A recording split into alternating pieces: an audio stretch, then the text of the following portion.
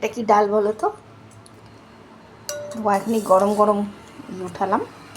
এটা হচ্ছে আম দিয়ে টক ডাল।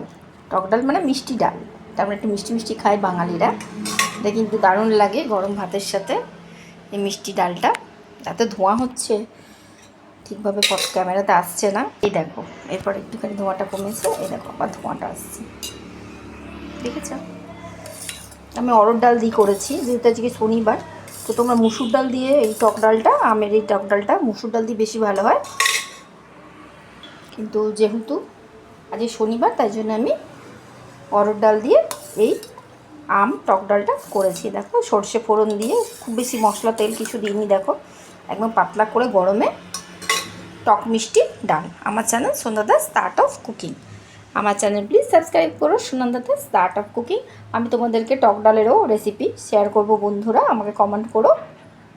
By friends.